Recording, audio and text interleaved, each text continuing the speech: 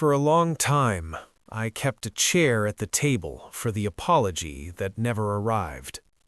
It was an invisible guest, occupying the space between the salt shaker and the napkin holder, heavy with the weight of everything that went unsaid.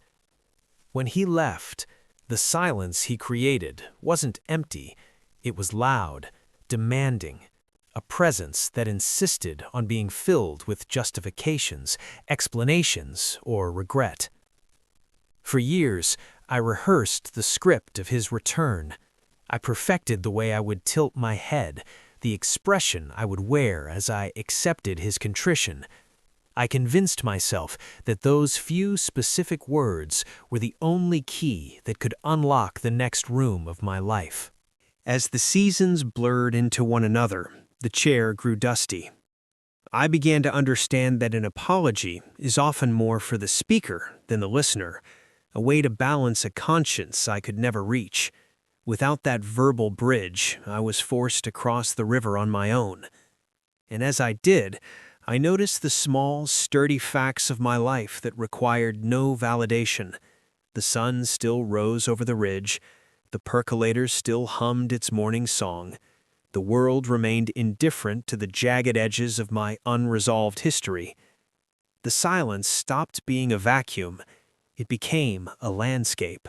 In the space where his "I'm sorry" should have been, I began planting something else. It wasn't forgiveness in the way books describe it, clean and holy. It was quieter, more durable, a kind of curiosity. I started wondering who I might be if I wasn't defined by the harm he caused. I discovered that the absence of his words gave me permission to write my own. The void was no longer a wound, it became a workshop.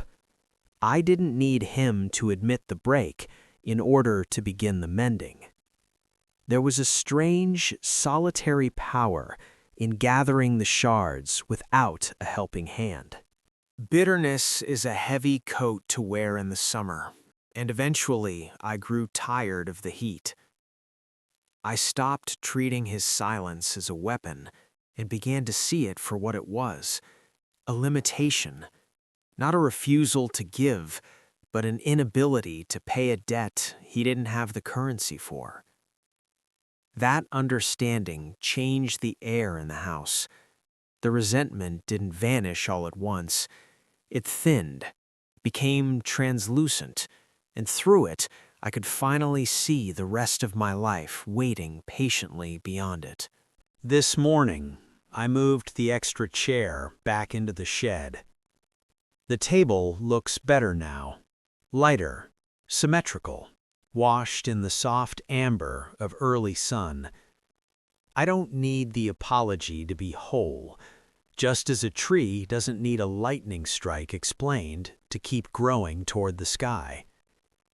The closure I was waiting for was never a gift he could give me. It was a quiet decision I could make for myself. I am at peace with the unfinished sentence, placing my own period at the end of a long, unscripted silence.